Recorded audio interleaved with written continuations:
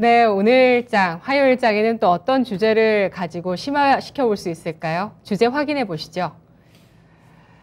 넥스트 상승장의 주도주 찾기, 바이오. 넥스트 상승장에 대해서 오늘 메리츠증권의 이희권 지점장과 이야기 나눠보겠습니다. 어서 오십시오. 네, 안녕하세요. 안녕하세요. 주제가 넥스트 상승장이에요. 언제 올까요, 넥스트가? 지금까지 예상해 주신 바로는 금리를 기준으로 봤을 때는 내년 이후. 예, 굉장히 지겨워요, 정말. 예. 네. 시황에 대해서 저는 아직 생각이 바뀐 건 없어요. 네. 우라카미 구니오의 주식 4개론. 가을인 역금융 장세를 지났고 겨울인 역실적 장세에 접어들었다고 생각하거든요. 역금융 장세의 특징은 경기와 실적은 괜찮은데 유동성을 회수하는 것 때문에 주가가 미리 선반영해서 빠지는 거죠. 그리고 역실적 장세의 특징은 기업들의 실적이 본격적으로 안 좋아지고 경기가 안 좋아지는, 하지만 그에 비해서 주가가 덜 빠지는, 그게 역금융 장세입니다. 봄이 오기 전에 가장 어두운, 가장 추운 겨울이죠. 그렇기 때문에 봄, 여름을 감안했을 땐 모아야 되는 시기인 거고요. 예. 지금 시장에서 경기 침체에 대해서 굉장히 논란이 많은데, 네. 경기 침체는 온 거죠. 이미 왔다고 생각하고 저는 상당 부분 프라이싱 되어 있다고 보고 있습니다. 왜냐하면 이미 금리와 유가가 두 가지의 변수였는데, 유가는 이제 어느 정도 피크아웃 했다라고 차트가 보여주고 있어요. 하지만 금리 같은 경우에는 아직까진 아닌 상황이고, 환율은 또 반대의 상황이거든요. 그러니까 유가 같은 경우에는 분명 이제 경기 침체를 반영한 상품의 일부로서의 흐름을 보여주고 있는 거기 때문에 저는 이 경기 침체가 더 이상이라기보다는 새로운 것이 아닌 프라이싱이 되고 있는 과정이라고 보여지고, 여기에서 시장이 두려워하는 것은 스태그플레이션으로 인한 시스템 리스크, 크레딧 리스크라고 보고 있어요. 그래서 몇몇 나라들, 스리랑카 이런 나라들이 물가 상승률이 70%, 금리가 50%. 그러니까 물가 앞에서는 사실 정치권에서 여야도 없죠. 왜냐하면 물가는 생존이기 때문에. 네. 이건 과거를 보더라도 여야가 없는 이슈였습니다. 그만큼 가장 중요한 이슈였는데, 이게 정말 경기가 침체된 상황에서 크레딧 리스크로 갈 만한 이슈인가? 유럽 스프레드 같은 경우에는 보통 7%, 700bp를 넘어가면 크레딧 리스크가 불거졌습니다.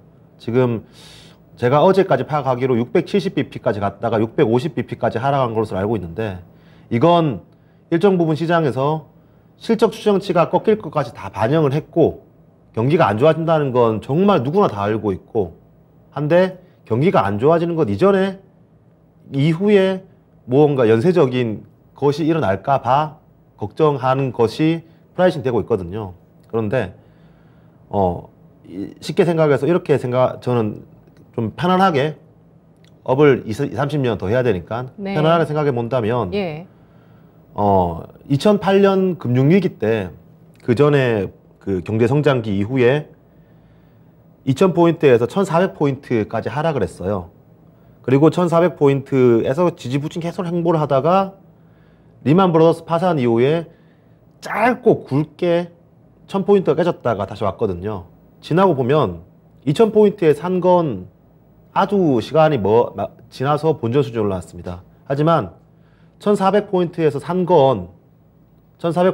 건 짧고 굵게, 이게 신용이나 레버리지가 아니었더라면 충분히 짧은 시간 안에 내가 본전 이상에서 팔 수 있었거든요. 이렇게들 많이 물어보시죠. 그럼 기다렸다가 900포인트에서 사야죠. 그런데 그 당시 때 1400포인트에서 1000포인트가 깨질 거라고 언급한 사람은 아무도 없었습니다.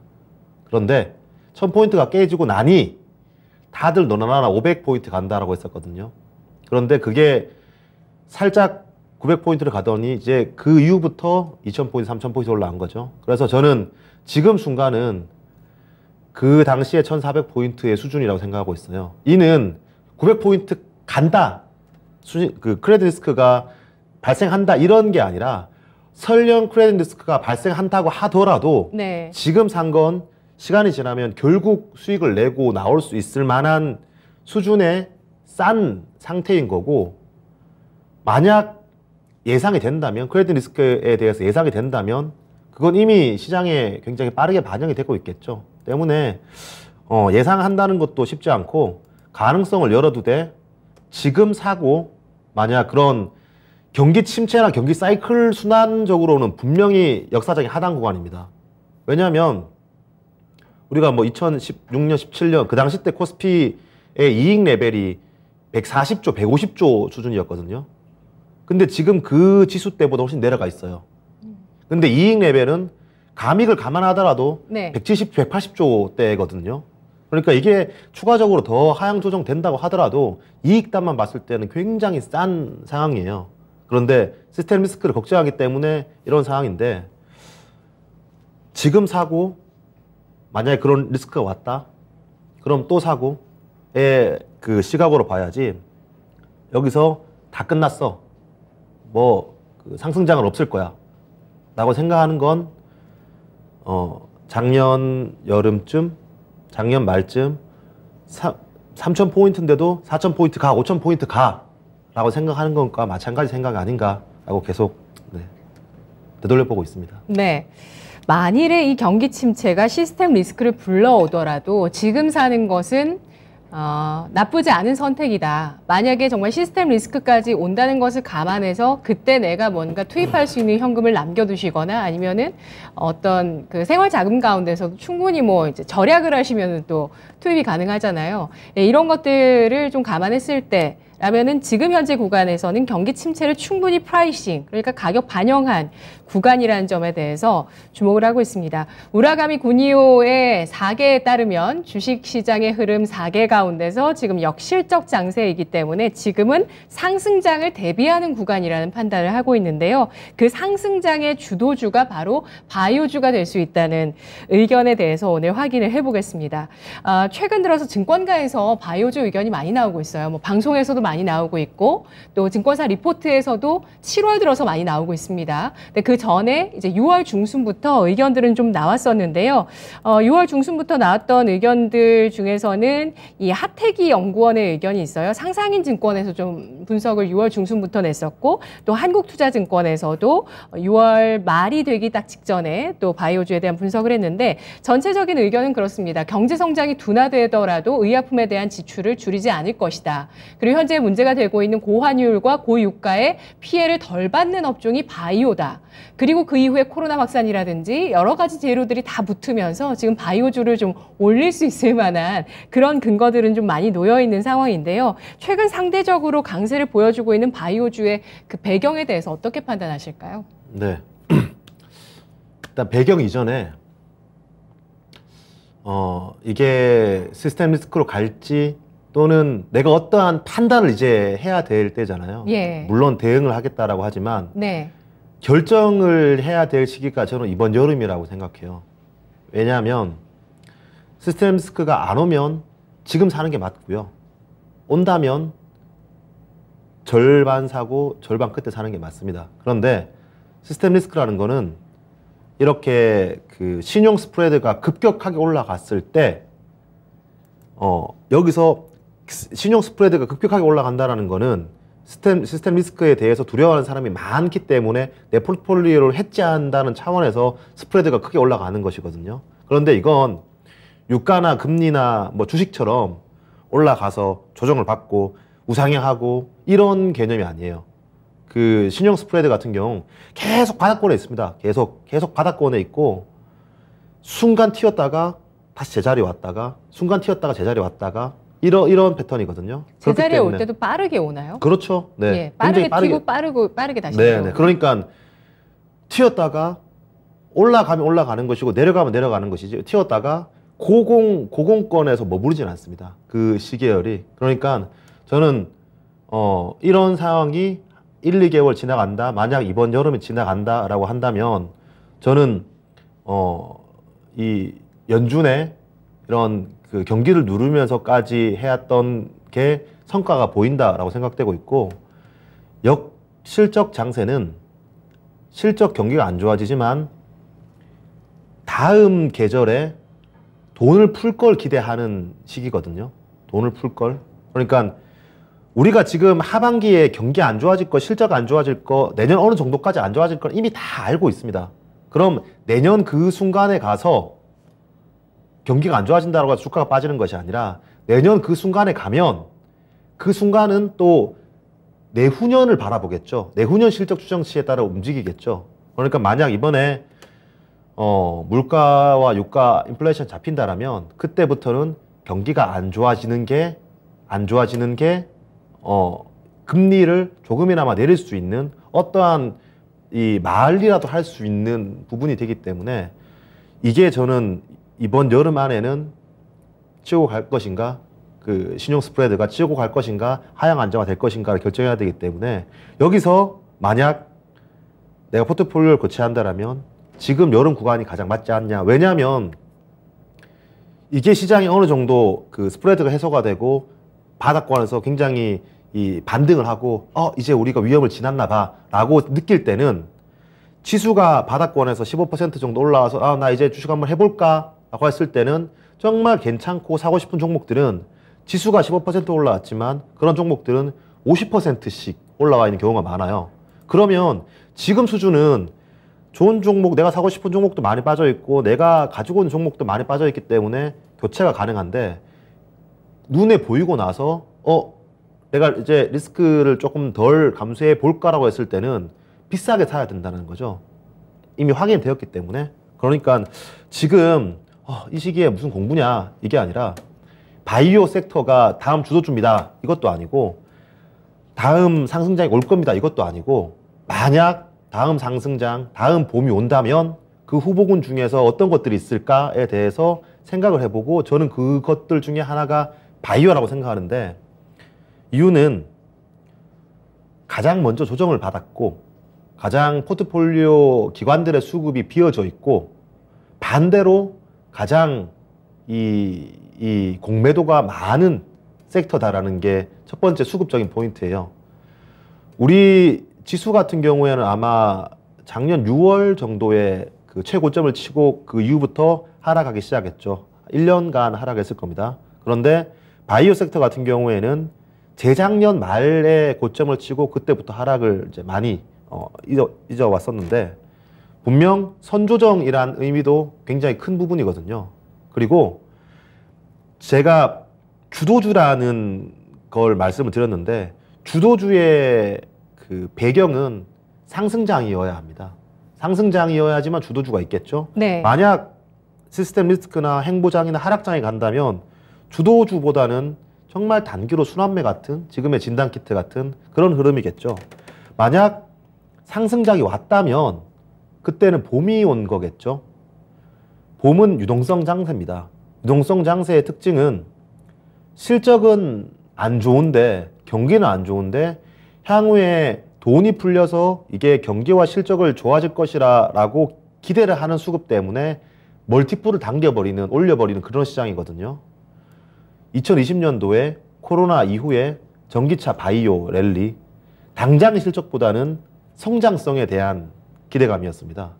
근데 지금 역금융 장세에 접어들면서 그런 그 아크 그 ETF처럼 다 성장성만 보고 실적이 안 되는 종목들이 가장 많이 혼났죠. 가장 많이 낙폭이 심했죠. 네. 그런데 다음 상승장, 다음 봄이 온다라면 네. 그러한 이슈들이 주가에 반영이 되었고 조금씩 해소가 된 거기 때문에, 상승장이 온 거기 때문에 그때가 된다면 성장이란 키워드, 당장의 실적보다는 성장이라는 키워드가 약점이 아니라 강점이 되겠죠. 그래서 지금까지 항상 이 겨울에서 여름으로 넘어갈 역실적 장세에서 금융 장세, 유동성 장세로 넘어갈 때는 첫 번째 타자는 바이오가 많았습니다. 2008년 금융위기 때도 2009년도에 금융위기를 탈피하고 나서 지수가 바닥을 잡고 올라갈 때 뭐 다 지수 그 종목들이 올라갔지만, 실제로 바이오 종목들, 미국의 바이오 종목들 같은 경우에 6개월 정도 앞서서 바닥을 잡고 올라갔거든요.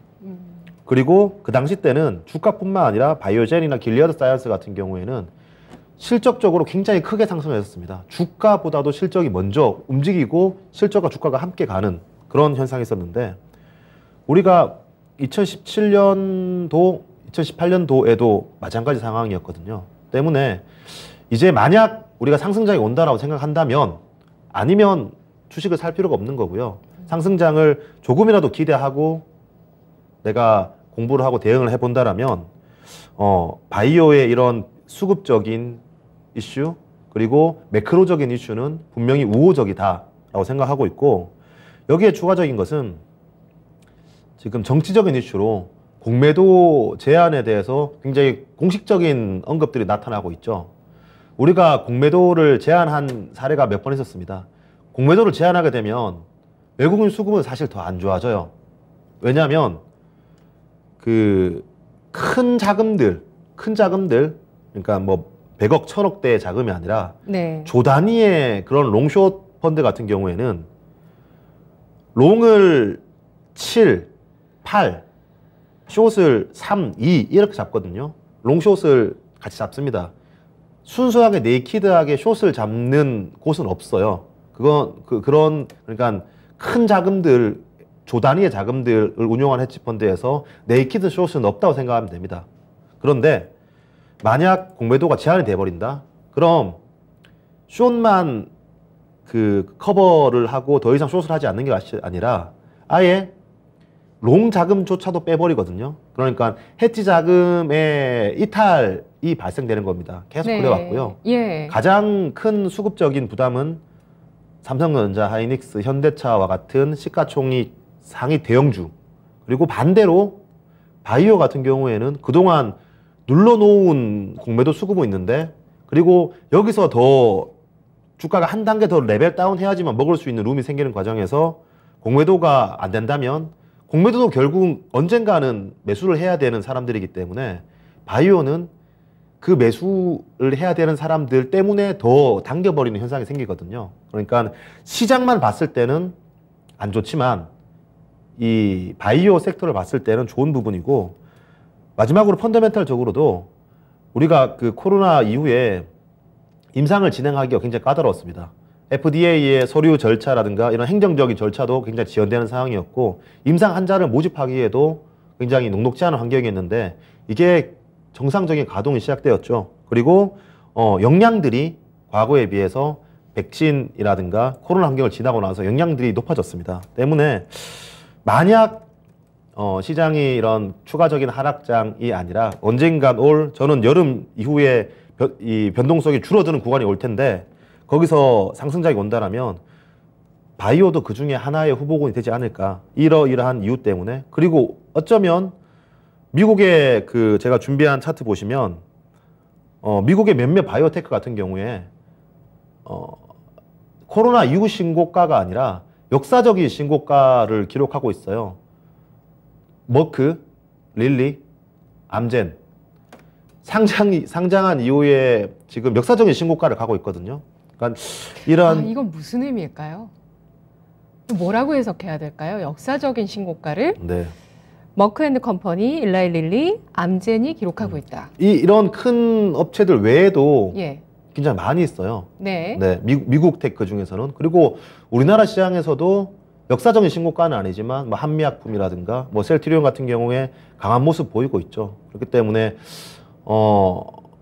이유는 하락할 때도 사실 그렇죠. 하락할 때 가장 무서운 건 이유도 모른 채 하락하는 게 가장 무서운 건데 반대로 상승할 때도 정말 이유가 다 알려졌다라는 거는 살 사람은 샀다라는 의미이기 때문에 저는 이 역사적인 신고가의 시그널을 무시하면 안 될 것 같습니다. 네. 지금 우리 국내 증시 안에서 공매도가 이루어졌던 그 종목 섹터들 가운데서 가장 공매도가 많이 이루어진 게 바이오인가요? 그렇죠. 네. 그런가요? 네. 예. 예, 그렇기 때문에 이 시장이 돌아 나갈 때 특히 비교군을 2008 금융위기 당시를 좀 꼽아주셨는데요. 그때도 금융위기 이후에 바이오 기업들의 실적 성장세가 나타났다는 점에 대해서 주목을 해주셨는데 그때보다도 또 지금 10년이 더 넘게 지났기 때문에 글로벌 바이오 기업들, 특히 뭐 미국 기업, 바이오 기업들의 기술력은 더 많이 향상됐고 코로나를 극복하면서도 우리는 그걸 좀 확인을 했는데요. 그리고 아까 제가 앞서서 말씀드렸듯이 고령화가 문제입니다. 그래서 이 문제를 해결하기 위한 어떤 기술 발전들까지 계속될 수밖에 없는 상황입니다. 지금 인류의 가장 큰 문제는 환경, 노동력 문제, 그리고 이런 고령화 문제가 아닐까 싶은데 그 가운데 이 해결책으로 꼽을 수 있는 쪽이 또 바이오 섹터입니다. 일단 핵심은 이제 수급적인 요인이고요. 시장이 돌아섰을 때 이 쇼커버링이라든지 이 기관의 빈집들이 또 채워지는 현상들 예상을 해주셨는데요. 자, 그렇다면 그 상승 전환의 시기가 하반기나 내년 정도에 도래할 수 있다고 보시나요? 저는 만약 시장이 돌아선다면 예. 적어도 시장이 그 저점을 계속 낮춰가는 전저점을 이탈하는 그런 시장이 오지 않는다라면 저는 바이오 섹터 내에 옥석 가리기는 진행될 것이라고 보고 있습니다. 왜냐하면 우리가 사실 2015년도 한미약품 라이센스 아웃 이후에 그 바이로메드 뭐 HLB, 신라젠 이런 1세대의 바이오텍의 상승과 하락을 보면서 느낀 것이 많거든요. 결국 지나고 나 보면 이 파이프라인을 정말 약을 만들어서 인류를 안녕하게 해서 돈을 벌었다기보다는 꿈을 실어주고 주가로서 자금 조달을 하고 그 금융으로 돈을 번 영업적인 흐름으로 돈을 번 바이오 회사보다 금융으로 돈을 번 바이오 회사들이 더 많았습니다. 영업적으로 돈을 번 거면 이건 상호 교환인 거죠. 내가 원하는 걸 얻고 돈을 지불한 거니까. 그런데 투자로 돈을 번 건 누군가는 손해를 봤다라는 것이거든요. 그렇기 때문에 바이오 산업에 대한 편견과 바이오의 받자도 꺼내지 말라는 그런 암흑기가 굉장히 오래 지속되었습니다. 근데 그러다 보니 그 중에서도 그냥 금융으로서 해결하려는 금융으로서만 속된 말로 해먹으려는 그런 기업보다 차근차근 파이프라인도 잘 준비하고 있고 오히려 바이오 회사에서 제약회사로 실적이 계속 증가가 되고 있고 시장이 커지는 이 시장이 커지는 게 인수를 하면서 이렇게 커지는 것이 아니라 매출액이 커지는 그런 기업들이 나타나고 있거든요. 그렇기 때문에 저는 분명 그 섹터 내에서 옥석 가리기는 시작이 되었다라고 보고 있고 미국 기준으로 가지고 있는 현금 우리나라 그 제약 바이오 업체들 같은 경우에는 PBR로 생각해 볼 수가 없죠. 그런데 미국 바이오텍 같은 경우에는 PBR로 생각해 볼 수 있는 기업이 많습니다. 그리고 가지고 있는 현금보다 시가총액이 낮은 바이오텍이 120개가 있거든요. 그러면 정말 빅파마 입장에서 보면 지금은 그 회사가 가지고 있는 현금보다도 시가총액이 더 싼데 그걸 내가 살 수 있는 기회인 거예요. 굉장히 싸게 살 수 있는 기회인 거죠. 그렇기 때문에 이미 BMS나 화이자, GSK 같은 기업들은 M&A를 시작했습니다. 싸게 살 수 있는 기회인 거죠. 그렇기 때문에 이 현금과 실적적인 바텀을 가지고 있는 바이오들은 이제 더 이상 신저가를 안 내는 흐름이 나타나고 있죠. 우리나라 시장에도 지금 한 섹터인데 이례적으로 신저가를 계속 내고 있는 종목들이 있고 저점을 지키고 있는 종목이 있고 저점을 높여가는 종목이 있어요. 한 섹터에서. 지금 반도체면 반도체, 시크릿컬이면 시크릿컬, 태양광, 풍력, 키트, 자동차 대부분 섹터의 흐름이 비슷합니다. 그런데 바이오 섹터만 하방, 중립, 상방 나눠져 있거든요. 저는 이게 이제 옥석 가리기가 진행되고 있다고 보고 있고 우리나라 시장에서 봤을 때 조금은 어쩌면 슬픈 해석일지도 모르는데 저는 굉장히 공감이 가는 해석이에요. 금리가 올라가게 되면 현금을 가지고 있는 기업들은 이자를 더 많이 받게 됩니다. 근데 빚을 가지고 있는 기업들은 이자 부담이 늘어나게 되죠. 제가 이게 역금융장세로 들었을 때 초입에 제가 주식심화론에서 바이오테크를 안 좋게 말씀드린 가장 첫 번째 이유였습니다. 그런데 만약 앞서 말씀드리는 것처럼 금리가 인플레이션이 잡히면서 피크아웃 한다라면 이건 악재가 최대치에서 더 이상 커질 수 없는 바이오 입장에서 악재가 최대치에서 커지지 않는 부분이기 때문에 오히려 이건 그 나쁜 부분이 아니라 좋은 부분이 될 수 있거든요. 그러면 실질적으로 먹고 살아야 되죠. 바이오 기업들도 벌어놓은 돈이 하나도 없습니다. 네, 벌어놓은 돈은 없는데 들어가야 될 돈은 많죠. 그럼 자금 조달을 하거나 기존의 CB나 BW로 나갔던 채권들을 이제 상환해줄 돈이 없어요. 연장을 해야 되거든요. 그러면 주가를 부양할 수밖에 없죠. 왜냐하면 네. 예를 들어서 CB 투자자가 CB라는 것은 전환사채입니다. 나는 3년 뒤에 2%의 이자를 돌려받는 채권에 투자를 하고 바이오 기업에게 100억을 주고 나는 CB를 가지고 있는 거예요. 그리고 이 100억은 10,000원으로 전환할 수 있는 권리를 가지고 있습니다. 그런데 주가가 올라서 20,000원이에요. 그러면 10,000원을 전환시켜버리면 당연히 20,000원을 팔 수 있기 때문에 이 CB 투자자 입장에서 메자닌 펀드 입장에서는 당연히 전환시켜서 매도하면 그 차익을 챙길 수 있잖아요. 그리고 회사 입장에서도 갚아야 될 돈 그 100억이 이제 환입이 돼버린 거예요. 둘 다 좋은 겁니다. 그런데 지금은 10,000원의 전환 가격인데 가격이 5,000원이에요. 주가가. 예, 주가가 5,000원이에요. 예. 그러면 CB 투자자 입장에서 내가 왜 전환을 해? 나는 그렇죠. 그냥 이제 이자뿐만 아니라 만기가 됐으면 원금을 줘 라고 할 거거든요. 그게 지금 3년, 4년, 5년짜리 만기가 돌아오고 있습니다. 이제 그럼 바이오 업체들은 주거나 원금을 주거나 또는 전환시켜 주거나 또는 새로운 CB를 발행하고 새로운 채권을 발행하고 차입을 새롭게 해서 이전 그 채무자한테 갚아야 될 3가지 행동을 취하겠죠. 그러면 전환시켜 주려면 10,000원보다 주가가 높아야 됩니다. 그리고 새로운 투자자를 모집하기 위해서도 주가가 높아야 됩니다. 그렇기 때문에 지금 굉장히 몇 바이오 업체들의 급함이 생존을 위한 급함이 느껴지거든요. 그 상환하려고 해도 돈이 없기 때문에. 왜냐하면 파이프라인 연구개발비 그 고인력에 돈이 다 들어갔기 때문에. 그러니까 이러한 상황 속에서도 현금이나 영업 흐름이 있는 기업들과 아닌 기업들은 차이가 날 거고 이러한 성과들은 단기가 나타날 수 있겠지만 그건 결국 어느 순간에는 다시 한 번 더 폭탄 돌리기가 될 것이기 때문에 이런 상황 속에서도 옥석가리기가 된 기업들은 저는 긍정적으로 보고 있습니다. 네.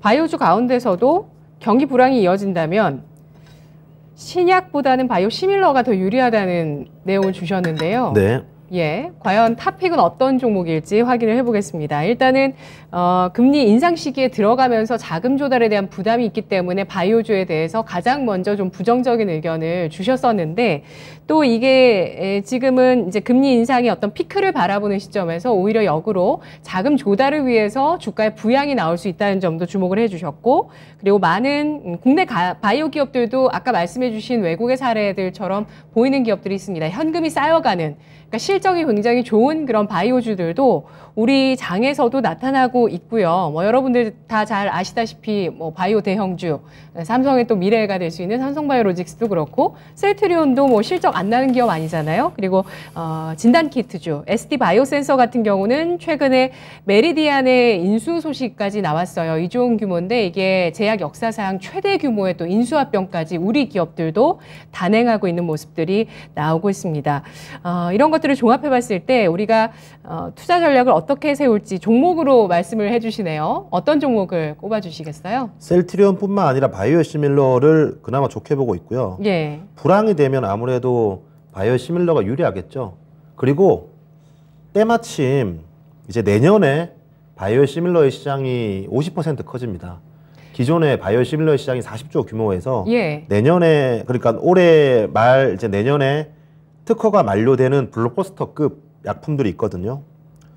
셀트리온 기준으로 스텔라라, 유플라이마, 그러니까 유플라이마 같은 경우에는 오리지널 휴미라죠. 휴미라 같은 경우에 작년에 판매액만 미국 기준으로 아마 17조 원 규모가 됐을 거고, 스텔라라 같은 경우에 존슨앤존슨의 판매 1위 약품입니다. 근데 이게 특허가 만료된다라는 건 내년에 바이오시밀러의 시장을 더욱더 키울 만한 이슈인 거고요. 지금까지 셀트리온이 힘들었던 건 정해져 있던 시장에서 계속 마진을 깎아 먹었기 때문에 힘들었는데, 새로운 그 블록버스터가 특허가 만료돼서 바이오시밀러 시장에 들어온다는 것은 시장 파이가 그만큼 더 커진다는 것이거든요. 네. 그렇기 때문에 저는 올해 이게 말부터 베그젤마가 출시가 되고 1분기 실적이 생각보다 안 좋았습니다.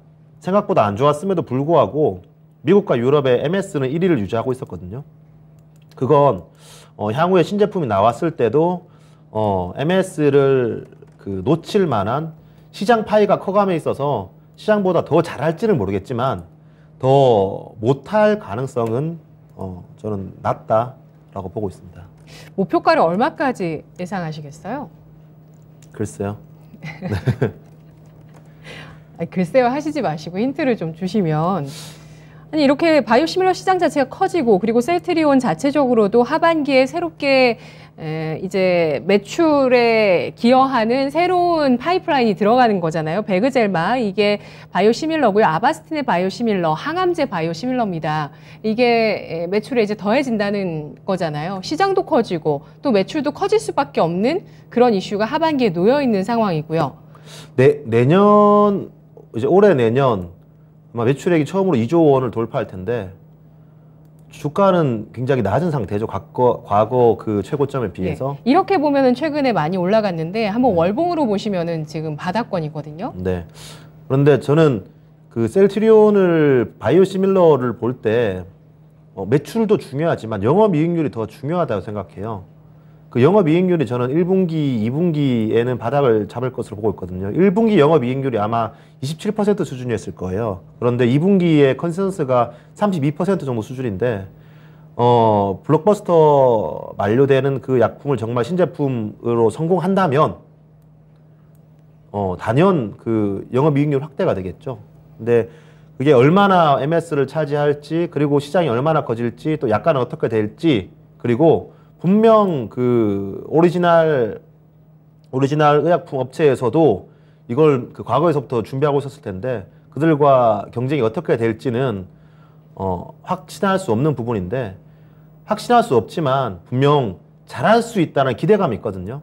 나빠질 건 없는 상황이고 못하면 0인 거고 잘하면 더 잘할 수 있는 기대감이 있는 상황이기 때문에 시장이 커진다라는 것만으로도 저는 상단을 열어놓을 이슈. 그리고 제가 지난주에도 말씀드렸는데 차트상 굉장히 재미있는 흐름이 그 에코프로 BM 전기차가 고점을 쳤을 때 그 즈음 이 셀트리온을 비롯해서 바닥을 쳤어요.